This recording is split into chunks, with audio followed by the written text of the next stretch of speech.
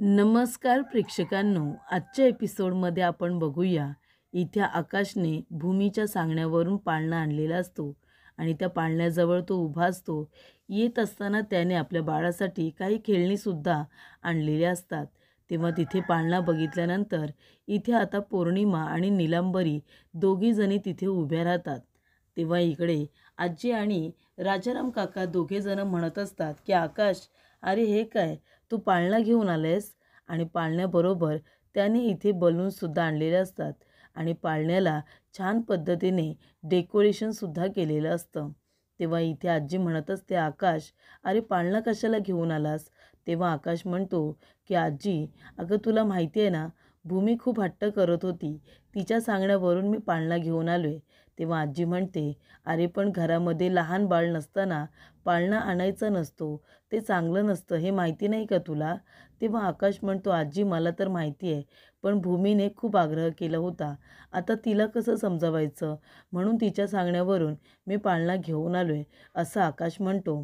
तेव्हा इथे पौर्णिमा म्हणत असते, आई एक काम कर तू, आता बघ इथे मज्जा येईल.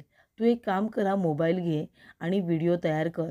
तिथे आहे ना राजाराम काका आणि त्याचबरोबर आजी जे काही बोलत असतात ना, ते इथे पौर्णिमाला आपल्या मोबाईलमध्ये रेकॉर्ड करायचं असतं. कारण तिला भूमीला ते सगळं दाखवायचं असतं. कारण तिला माहिती आहे आता इथे बाळ नाही आहे, पण तरीसुद्धा मी नाटक केलं तर सगळेजण माझ्यावरती रागवतील आणि मग ते मोबाईलमध्ये शूट करता येईल आणि मग ते भूमीला दाखवता येईल, असा प्लॅन इथे पौर्णिमाने केलेला असतो. त्यामुळे इथे प्रेक्षकांनो आता पौर्णिमा येते आणि पाळण्याजवळ उभी राहते आणि म्हणत असते, अरे वा, पाळण्यामध्ये बाळ झोपले का? बाळाला पाळणा आवडला का? कसं वाटतं आता? पाळणा हवा होता ना तुला, म्हणून तू रडत होतास ना? असं सगळं इथे आता पौर्णिमा बाळासाठी म्हणत असते. जे खरोखरच्या बाळाला बायका म्हणतात तसं ती म्हणत असते. तेव्हा राजाराम काकांना राग येतो. ते म्हणत असतात, पौर्णिमा, हे काय करतेस तू? इथे आकाशच्या जखमेवरती मीठ चोळण्याचं काम करतेस का? तुला बरोबर माहिती आहे पाळण्यामध्ये बाळ नाही आहे, तरीसुद्धा हे सगळं बोलायची गरज आहे का तुला? तेव्हा इथे आजी म्हणते, नाहीतर काय, तुला सगळं काय माहिती आहे, पण तरी तुला मुद्दाम करायचं आहे. तेव्हा इकडे आता पाळण्यात बाळ नाही आहे तुला माहिती आहे ना? अगं भूमीला असं वाटते की बाळ आहे, पण आपल्या सगळ्यांना तर माहिती आहे ना की बाळ नाही आहे, म्हणून बाळ गेलं आहे. मग तरीसुद्धा हे नाटक का करतेस? आकाशला त्रास देण्यासाठी ना? तेव्हा पौर्णिमा म्हणते, आजी, बाबा, हे काय बोलताय तुम्ही? अहो आता पाळण्यामध्ये बाळ नाही आहे ते आपल्याला माहिती आहे, तरीसुद्धा मी असं म्हणाले तर तुम्हाला राग आला.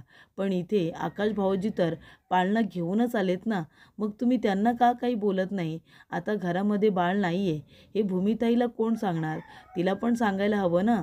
तेव्हा राजाराम काका म्हणतात, अगं भूमीची मनस्थिती बरोबर नाही आहे, बाळ गेलं आहे, त्याचा तिला त्रास झाला आहे, त्याचं दुःख झालं आहे, म्हणून ती तशी वागते. पण तुला तर आहे ना अक्कल, मग तरीसुद्धा मुद्दामून तू असं का करतेस? पाळण्यामध्ये बाळ नाही आहे तरी त्याला खेळवायचं नाटक करतेस. अगं भूमीसमोर आम्ही असं दाखवतो की बाळ आहे, पण ते खरोखर नाही आहे हे तुला माहिती आहे ना? मग तरीसुद्धा भूमी इथे नसताना आकाशच्या समोर हे सगळं बोलणं म्हणजे त्याला जाणून बुजून दुखावणं म्हणतात. कळतंय का तुला? का त्याला त्रास देतेस विनाकारण? माहिती आहे ना पाळण्यामध्ये बाळ नाही आहे म्हणून, तरीसुद्धा उगाचच त्याच्याबरोबर खेळतेस. याचा अर्थ आकाशला त्रास देण्यासाठीच इथे आली आहेस तू, बरोबर ना? इथे भूमीच्या समोर आपण वेगळं वागतो, पण तिच्यानंतर तरी आपल्याला माहिती आहे ना की बाळ नाही आहे म्हणून, की तू मुद्दामून इथे आली आहेस त्याला त्रास द्यायला. तेव्हा इथे आता भूमी येते. भूमी आल्यानंतर ती त्यांचं बोलणं ऐकते की काय, असं इथे आता राजाराम काका आणि आजीला वाटतं. भूमी म्हणत असते, आकाश, काय झालं? तू बाळासाठी पाळणा घेऊन आलास का? तेव्हा इथे आता आकाश म्हणतो, हो भूमी, मी बाळासाठी पाळणा घेऊन आलो आहे. तेव्हा इथे भूमी आता खाली येते आणि म्हणत असते, अरे वा, खूपच छान आहे पाळणा, बघितलंस का? बघ, बाबांनी तुझ्यासाठी पाळणा आणला आहे. बाळा, मी बाबांना सांगितलं की बाळाला झोप येत नाही, तसा बाबा गेला आणि तुझ्यासाठी पाळणा घेऊन आला. हो की नाही बाबा? तेवढ्यातच इथे पौर्णिमाला जे हवं होतं ते मिळालेलं असतं. इथे बाळ जन्माला आलं होतं, पण ते निघून गेले आणि त्यामुळे इथे भूमीला धक्का बसला आहे. बाळ नाहीच आहे, पण आपण तिच्यासमोर नाटक करायचं आहे. या सगळ्या गोष्टी आता मोबाईलमध्ये रेकॉर्ड झालेल्या असतात. नीलांबरीने त्या जाणून बुजून रेकॉर्ड केलेल्या असतात. जेणेकरून इथे भूमीला ती व्हिडिओ दाखवल्यानंतर खूप मोठा धक्का बसेल असं इथे पौर्णिमाला वाटत असतं आणि म्हणूनच तिने हे सगळं मुद्दामून जुळून आणलेलं असतं. तेव्हा राजाराम काकासुद्धा चिडलेले असतात आणि आजीसुद्धा इथे पौर्णिमावरती चिडलेले असतात. ते म्हणत असतात की बाळ नाही आहे, भूमीची मानसिक अवस्था बघता आम्ही तिच्यासमोर सगळेजण नाटक करतो हे माहिती नाही आहे का तुला? नाहीतर बाळ या जगातच नाही आहे, ती उशीबरोबर खेळत असते. ते सगळं इथे पौर्णिमा मुद्दामून बोललेली असते.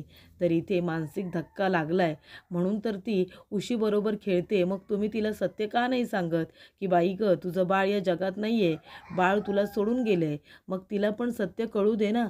तेव्हा इथे पौर्णिमाची मानसिक अवस्था अजून बिघडावी म्हणून पौर्णिमाने हे मुद्दामून केलेलं असतं, जेणेकरून ती कोमात जावी, तिच्या जीवाचं काहीतरी बरं वाईट व्हावं अशी तिची इच्छा असते. तेव्हा इथे भूमी आता पाळण्यामध्ये बाळाला ठेवायला येणार. तेवढ्यातच आजी म्हणते की भूमी, बाळाला असं पाळण्यामध्ये डायरेक्ट ठेवायचं नसतं. पाळण्यामध्ये बाळ घालायचं आहे ना, एक विधी असतो आणि तो विधी करावा लागतो.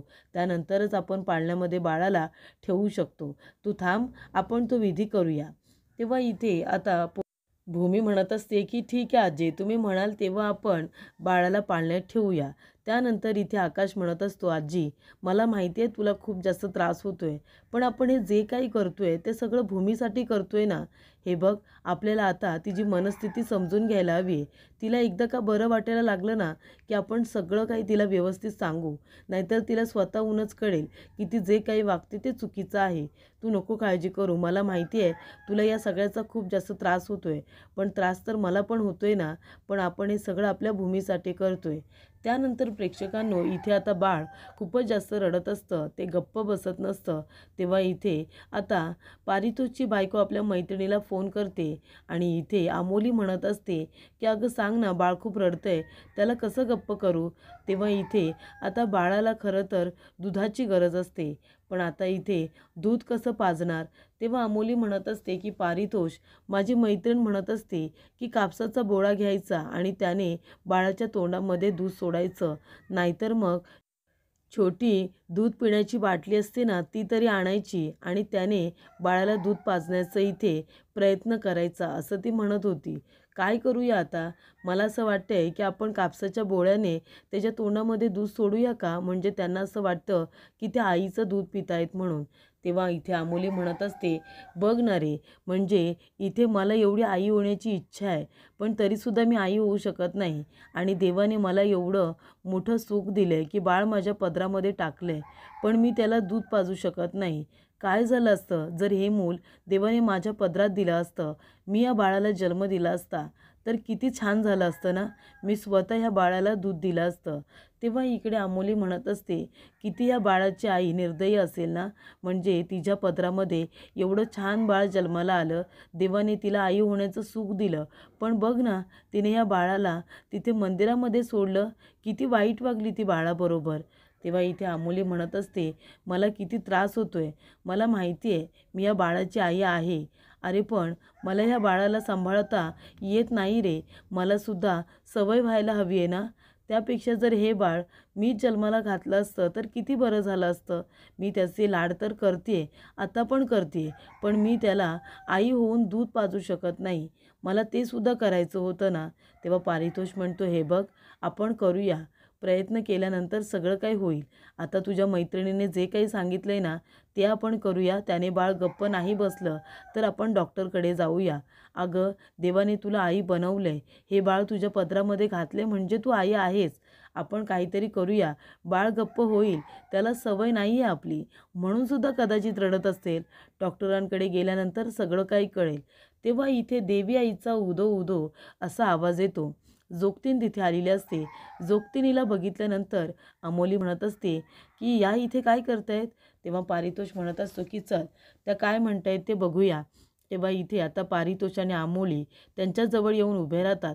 तेव्हा इकडे आता जोगतीन म्हणत असते की देवी आईचा उदो उदो, सगळं काही तुमच्या मनाप्रमाणे होईल. अगं मुली, देवी आईने तुझ्या पदरामध्ये ही मुलगी घातली म्हणजे नक्कीच काहीतरी विचार केला असेल. मला तर असं वाटतं की तुम्ही एक काम केलं पाहिजे. देवी आईच्या मंदिरामध्ये जाऊन तिची खणा नारळाने ओटी भरली पाहिजे, म्हणजे सगळे प्रयत्न आपोआपच सुटेल. तर आई योगेश्वरीच्या मंदिरामध्ये जा आणि ओटी भरा. तेव्हा इथे आता लगेचच ती बाई गायब होते. तेव्हा इकडे पारितोषच्या लक्षात आलेलं असतं की आई योगेश्वरीचं मंदिर हे दुसरं कुठेही मिळणार नाही, ते आकाशच्या इथे आहे. त्यानंतर इथे पौर्णिमा म्हणत असते, आई हा व्हिडिओ बघितलास ना, या व्हिडिओमध्ये इथे बाबा आणि आजी दोघेही म्हणतायत की भूमीचं बाळ नाही आहे, भूमीचं बाळ देवाघरी गेले, ती उशीबरोबर खेळते कारण तिची मानसिकता ठीक नाही आहे. हे सगळं त्यांच्या तोंडून याच्यामध्ये आलेलं आहे. मी जर भूमीला सांगितलं असतं तर कदाचित तिचा विश्वास बसला नसता, पण ज्या लोकांवरती तिचा पूर्ण विश्वास आहे त्या लोकांनीच काय म्हणालेत ते या व्हिडिओमध्ये रेकॉर्ड झाले. हा व्हिडिओ आता भूमीला दाखवला ना की तिच्या पायाखालची जमीनच सरकेल आणि मग ती बरोबर कोमामध्ये जाईल. जे आपल्याला हवंय ना आई, ते आपल्याला लवकरच मिळेल. तेव्हा इथे नीलांबरी म्हणते, अरे वा पुन्नू वा, काय आयडिया शोधून काढलीस ग तू. तेव्हा पौर्णिमा म्हणते, कधी एकदा हा व्हिडिओ त्या भूमीला दाखवते असं झालंय. अगं हा व्हिडिओ म्हणजे बॉम्ब आहे, बॉम्ब. एकदा का त्या भूमीला दाखवलं ना की असा धमाका होईल ना की ती डायरेक्ट देवाघरी निघून जाईल. असं इथे आता स्वप्न ती बघत असते. त्यानंतर प्रेक्षकांनो, इकडे आता पारितोष म्हणत असतो, पण इथे आजूबाजूला कुठे आई योगेश्वरीचं मंदिर आहे मला माहिती नाही. तेव्हा इथे जोगतीन म्हणत असते की मंदिरामध्ये जायला हवं असं नाही, कुणाच्या तरी घरीसुद्धा आई योगेश्वरीचं स्थान असेलच की. तिथे जाऊन तुम्ही जरी खणा नारळाने ओटी भरली ना तरीसुद्धा चालेल. तेव्हा इथे आता जोगतीन आलेली असते. जोगतीन जणू काही देवीच्या अवतारामध्ये येऊन पारितोष आणि अमोलीला सांगून जाते की तुम्ही आई योगेश्वरीच्या मंदिरामध्ये जा आणि तिथे जाऊन तुम्ही इथे आता खणा नारळाने ओटी भरा. कारण काय, योगेश्वरीचं मंदिर हे दुसरं तिसरं कुणी नसून ते म्हणजे आकाशच्याच घरी असतं आणि ते पारितोषने बघितलेलं असतं. तेव्हा इथे अमोली म्हणते, अरे पण आई योगेश्वरीचं मंदिर कुठे, आपण कुठे जायचं. तेव्हा इथे पारितोष म्हणत असतो की देवी आई आली होती ना ह्या बाईच्या रूपात, जोगतिनीच्या रूपात, म्हणजे नक्कीच आपल्याला जाऊन ओटी तर भरली पाहिजे. तेव्हा इथे पारितोष म्हणतो की आपण आकाशच्या इथे जाऊया ना, आकाशच्या इथे आई योगेश्वरीचं मंदिर आहे, तिथे त्यांचं देऊळ आहे. तेव्हा इथे पारितोषने सांगितलेलं असतं की देवी आईचं स्थान तिथे आहे, आपण तिथेच जाऊन आई योगेश्वरीची ओटी भरू शकतो. तेव्हा इथे अमोली म्हणत असते की आपण नक्कीच जाऊया, कधी एकदा तिथे जातोय आणि ओटी भरतोय असं झाले. तेव्हा इथे आता आकाशच्या घरी जायला हवं, नुसतं हे नाव काढलेलं असतं तरीसुद्धा इथे बाळ रडायचं गप्प होतं. तेव्हा अमोली म्हणते, अरे बघ ना, बाळ रडायचं सुद्धा गप्प झालं, म्हणजे आपल्याला त्या ठिकाणी जायलाच हवं. आपण तिथे जाऊया आणि देवी आईची ओटी भरूया, निदान यातून तरी आपल्याला काहीतरी कळेल, सत्य काय आहे ते कळेल. त्यानंतर प्रेक्षकांनो, इकडे आता पौर्णिमाने जो दागिना दिलेला असतो रागिणीला, तो दागिना घेऊन रागिणी आलेली असते. कुठे तर ती सिस्टर असते ना, ती पैसे मागायला आलेली असते. तेव्हा त्या सिस्टरनेच इथे सगळं कांड केलेलं असतो. रागिणीला मदत केलेली असते बाळ बदली करायला आणि तिच्या नवऱ्याने, त्या दोघांनी मिळून हे एवढं मोठं पाप केलेलं असतं. आणि आता ते पाप इथे आता सगळ्यांच्या समोर येण्याच्या आधी त्या लोकांना त्या लोकांची तोंडं बंद करायची असतात आणि त्यासाठी त्यांना पैसे हवे असतात. तेव्हा रागिणी तो दागिना घेऊन येते आणि म्हणते की हा दागिना घ्या आणि हा विका, याच्यातून जे काही पैसे येतील ना ते तुम्ही वापरा. तेव्हा इथे सिस्टर म्हणत असतात, तुम्हाला काय आम्ही इथे मूर्ख वाटतोय का, कशावरून आम्ही या हारावरती विश्वास ठेवायचा, असली आहे ना हार, याची चिठ्ठी वगैरे आहे का. तेव्हा रागिणी म्हणते, मी सांगते ना, याला चिठ्ठीची गरज नाही आहे आणि मी काही साधीसुधी कुणी नाही आहे, कळलं का तुम्हाला. हा हार देते कारण सध्या माझ्याकडे आता पैसे नाही आहेत, नाहीतर अशी चिंदीगिरीची कामं आम्ही करत नाही.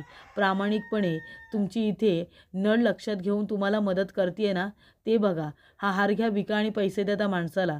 तेव्हा इकडे सिस्टर म्हणतात की हे बघा, आम्हाला फक्त हार विकून येतील एवढे पैसे नको आहेत, आम्हाला 10 पट पैसे हवेत, कळलं ना तुम्हाला. तेव्हा रागिनी म्हणते, एक गोष्ट लक्षात ठेवा, आता माझ्याकडे पैसे नाही आहेत. आता मी तुम्हाला हे जे काही दिले ना, हा दागिना जो काही दिला आहे ना, त्यातून विकून जे पैसे येतील ना तेवढेच तुम्हाला देता येणार आहे, त्याच्यापेक्षा जास्त नाही. त्याच्यामुळे आता घ्या, वेळ आल्यानंतर मी तुम्हाला हवे तेवढे पैसे देईन. हा रागिनी पटवर्धनचा शब्द आहे. तेव्हा इथे आता रागिणीने त्यांना सांगितलेलं असतं की हा दागिना विकून जेवढे पैसे येतील तेवढेच तुम्हाला मिळतील. तुम्हाला प्रामाणिकपणे मदत करते तेवढंच बघा, नाहीतर मी मदतसुद्धा केली नसती. तेव्हा इथे तो दागिना विकायला आल्यानंतर इथे आता तो दागिना बघितला इथे आता वाडेकर ज्वेलर्स याला आठवतं की तो दागिना त्याच्या इथेच बनलेला आहे. तेव्हा तो दागिना घेतो आणि भूमीला फोन करतो आणि म्हणत असतो की भूमी मॅडम, मी वाडेकर ज्वेलर्स बोलतोय. अहो, तुमच्या इथे असलेला दागिना कुणीतरी इथे विकायला आले. म्हणजे हा तोच दागिना आहे जो मी तुमच्या घरच्या लोकांना बनवून दिला होता. कुणाला तरी बनवून दिला होता, पण हा दागिना आमच्या इथेच बनलेला आहे आणि तो महाजनांच्या घरातूनच आलेला आहे. पण विकायला एक दुसरीच मुलगी आली. त्या हाराचा मी फोटो तुम्हाला पाठवतो. तेव्हा इथे भूमीला त्या हाराचा फोटोसुद्धा पाठवलेला असतो. तेव्हा तो फोटो बघितल्यानंतर भूमी आश्चर्यचकित होते की नक्की हा हार कुणाचा असेल बरं, कारण तो हार हा पौर्णिमाचा आहे, त्याबद्दल कुणाला काही माहिती नसतं. तेव्हा भूमी म्हणत असते की हा हार तर मला काही ओळखीचा वाटत नाही आहे, पण तुम्ही म्हणताय की हा आमच्याच घरातून आलेला हार आहे, मग तो हार कोण घेऊन आलं आहे तिथे? तेव्हा एक बाई आलेली आहे असं सांगण्यात येतं. तेव्हा भूमी म्हणते की वाडेकर सर, तुमच्या इथे CCTV कॅमेरा असेल ना, त्या मुलीचा फोटो मला पाठवता का? तेव्हा वाडेकर सर म्हणतात, लगेच पाठवतो. तेव्हा इकडे आता फोटो हा पाठवला जातो. तेव्हा इकडे CCTV कॅमेऱ्यामध्ये ती बसलेली असते हे आलेलं असतं आणि तोच फोटो बरोबर भूमीला पाठवलेला असतो. तेव्हा ती सिस्टर असते, ती म्हणजे प्रीती सिस्टर. आणि प्रीती सिस्टर तिथे काय करते ते सुद्धा आमच्या घरातला दागिना घेऊन ती तिथे का गेली आहे? आणि त्याचबरोबर प्रीती सिस्टरला बघितल्यानंतर तिला आश्चर्य वाटतं, कारण सकाळीच तिने घराच्या बाहेरसुद्धा प्रीती सिस्टरला बघितलेलं असतं. पण आकाश म्हणतो की कदाचित तुला तो भास झाला असेल, पण तो भास नसतो प्रेक्षकांनो, आपण सुद्धा बघितलंय. तेव्हा भूमीला आठवतं की तो भास नसेल कदाचित. प्रीती सिस्टर असेच कपडे घालून आली होती आणि घराच्या बाहेर तीच उभी होती आणि रागिनी आत्या तिला भेटायला गेल्या होत्या. रागिनी आत्या आणि तिचा काय बरं संबंध असेल? आणि वाडेकर ज्वेलर्स म्हणतायत तसं हा आमच्या घरातला दागिना. तेव्हा इथे भूमी म्हणते, नक्कीच काहीतरी गडबड आहे, म्हणजे या सगळ्या गोष्टी अगदी संशयास्पद वाटत आहेत. त्यानंतर इथे भूमीला आता संशय आलेला असतो की प्रीती सिस्टरचा काही इथे संबंध तर नाही आहे ना रागिनी आत्यांबरोबर. त्याचबरोबर इथे आता सगळेजण एकत्र उभे राहिलेले असतात. तेव्हा भूमी तो हार सगळ्यांना दाखवत असते. ती म्हणत असते की आकाश, हा हार आहे ना, वाडेकर ज्वेलर्स म्हणतायत की हा त्यांच्या इथे बनवलेला हार आहे, पण तो आपल्या घरामध्ये कुणीतरी खरेदी केला आहे. आता हा हार कुणाचा आहे हे मला तर काही माहिती नाही आहे. त्याच्यामुळे मला असं वाटतंय की प्रीती सिस्टर हा हार घेऊन त्या ठिकाणी विकायला का गेली असेल, बरोबर की नाही? ही बघ, ही आहे ती प्रीती सिस्टर. आकाश, मी तुला सकाळी म्हणाले होते ना, या सिस्टरला मी घराच्या बाहेरसुद्धा बघितलं होतं. तेव्हा आकाश म्हणतो, हा हार कुणाचा आहे? तेव्हा इथे आकाश तो हार बघतो, आजीला दाखवतो, मानसीला दाखवतो. पौर्णिमा घाबरलेली असते, कारण पौर्णिमाला माहिती असतं हा हार तिचाच आहे. तेव्हा इथे आता भूमी म्हणत असते, कुणाचा हार असेल हा? आणि प्रीती सिस्टर हा हार घेऊन विकायला का गेले असतील? तेव्हा इथे आता आजीसुद्धा म्हणत असते की मलासुद्धा आश्चर्य वाटते रे, म्हणजे एवढा हार विकायला कोण गेलं असेल आणि ते सुद्धा प्रीती सिस्टरच्या हातामध्ये हा हार कुणी दिला असेल? तेव्हा भूमी म्हणत असते, पौर्णिमा बघ, हा हार तुझा आहे का? मानसी, तुझा आहे का हा हार? तेव्हा पौर्णिमा मनामध्ये घाबरते, कारण हा हार तिचाच असतो, पण ती काही बोलत नसते. पण इथे मानसी लगेचच म्हणते की हा हार तर पौर्णिमाचा आहे ना? काय पौर्णिमा, हा हार तुझाच आहे ना? पौर्णिमा म्हणते, नाही, माझा हार नाही आहे हा. पौर्णिमा घाबरलेली असते. तिला असं वाटतं की तिचं पित्तळ आता उघडं पडतंय की काय. पौर्णिमा म्हणत असते की अरे देवा, बरं झालं मी बरोबर हाच हार दिला, कारण का हा हार मला अभिजितने बनवला होता, कुणालाही न सांगता. त्याच्यामुळे हा हार त्यांनी मला लपून छपून दिला होता आणि बरोबर तोच हार मी विकायला दिला म्हणून नशीब, नाहीतर आता हा हार माझा हे सगळ्यांना कळलं असतं. तेव्हा इथे मानसी म्हणते की हा हार तर पौर्णिमाचा आहे ना? तेव्हा भूमी म्हणते, नाही गं, पौर्णिमाचे सगळे दागिने मला माहिती आहेत. तिच्या डिझाईन्स पण वेगळ्या आहेत. पण हा हार कुणाचा असेल मग? तेव्हा इथे पौर्णिमा घाबरलेली असते. तिला असं वाटतंय की भूमीचं पितळ उघडं पाडता पाडता माझं पितळ उघडं पडतंय की काय? तेव्हा इथे भूमी आता टेन्शनमध्ये असते. तेव्हा ती म्हणत असते, हार कुणाचा असेल, कुणाचा असेल? आता याच्यावरती चर्चा सुरू असताना आकाश म्हणतो, भूमी जाऊ दे ना, तू नको लक्ष देऊ, जाऊ दे. आपण बघू, विचार करू आणि शोधून काढू की हा हार कुणाचा आहे ते. तेव्हा रागिणी म्हणत असते, अरे देवा, बरं झालं पौर्णिमाने हाच हार दिला. या हाराबद्दल कुणाला काही माहिती नाही आहे. तेव्हा इथे आता रागिणी म्हणत असते, ही भूमी पण ना, म्हणजे बाळाच्या बाबतीत हिचं डोकं ठिकाणावरती नाही आहे, पण बाकीच्या गोष्टींमध्ये हिचा मेंदू चांगला ॲक्टिवेट आहे. आमच्यासाठी धोका टळलेला नाही आहे, असं इथे आता रागिणी म्हणत असते. रागिणी म्हणत असते की ही तर डिटेक्टिव्हपणा काही हिचा सोडतच नाही आहे. हा हार कुणाचा? हा हार घेऊन प्रीती सिस्टर का गेली होती? नक्कीच काहीतरी गडबड आहे. हे सगळे इथे आता बोललं जात असतं आणि ते सगळं इथे आता ऐकलेलं असतं त्या व्यक्तीने. ज्या व्यक्तीने हे कारस्थान केलेलं असतं आणि ती व्यक्ती म्हणजे रागिनी आणि पौर्णिमा. त्याचबरोबर प्रेक्षकांनो, इकडे भूमी म्हणते की आकाश, तू एक काम करतोस का? हॉस्पिटलमध्ये फोन करून विचार की प्रीती सिस्टर तिथे आहे का? आपण तिलाच भेटून सगळं काही विचारूया. तेव्हा आकाश हॉस्पिटलमध्ये फोन करतो आणि माहिती काढत असतो की प्रीती सिस्टर तिथे आहे का? तेव्हा सांगितलं जातं की नाही, प्रीती सिस्टर नोकरी सोडून गेलेल्या आहेत. तेव्हा इथे आकाश म्हणतो की भूमी, अगं प्रीती सिस्टर नोकरी सोडून गेल्यात. तेव्हा भूमी म्हणते, बघितलं तुम्ही, हे सगळं संशयास्पद नाही आहे का? म्हणजे लगेच इथे प्रीती सिस्टर दागिना घेऊन विकायला जाते काय? मला प्रीती सिस्टरचं दिसणं, त्याचबरोबर नोकरी सोडून जाणं, हे सगळं संशयास्पद नाही वाटत आहे? त्यानंतर इथे प्रेक्षकांनो, रागिनी म्हणते, जाऊ द्या ना, कशाला या गोष्टीचा विचार करायचा? असेल तो कुणाचा तरी दागिना आणि गेली असेल विकायला. तू जा बरं, बाळाची काळजी घे, आराम कर जा तू. तेव्हा इथे भूमी म्हणते, आकाश, अरे आपलं बाळ रूममध्ये एकटं रडत असेल ते. मला जायला हवं. आणि ती धावत पळत आता बाळाकडे जाते. जणू काही खरोखरचं बाळ तिथे रूममध्ये आहे आणि ते रडतंय, अशी भूमी आता रिॲक्ट करत असते. तेव्हा रागिनी म्हणत असते की मी सुद्धा माती खाल्ली आणि आमच्या ज्वेलरकडे तिला जायला सांगितलं. आमचा ज्वेलर इतका हुशार आहे की त्यांनी जेवढे दागिने बनवलेत तेवढे त्याच्या लक्षात आहेत. ते महाजनांच्या घरामध्ये आलेत हे त्याला अगदी बरोबर माहिती आहे, असं ती म्हणत असते. त्याचबरोबर आता पुढील भागामध्ये आपण बघूया. इथे आता भूमी बाळाबरोबर खेळत असते आणि पौर्णिमा तिथे येते आणि ती उशी घेऊन फेकून देते आणि म्हणते की अगं, तुझं बाळ जिवंत नाही आहे, तुझं बाळ निघून गेले. तेव्हा इथे भूमी आता खाली येते. तेव्हा पारितोष आणि अमूल्य आलेले असतात. त्यांच्या हातामध्ये जे बाळ असतं ते रडत असतं आणि तेव्हा भूमी जाते आणि ते बाळ स्वतःकडे लगेचच खेचून घेते.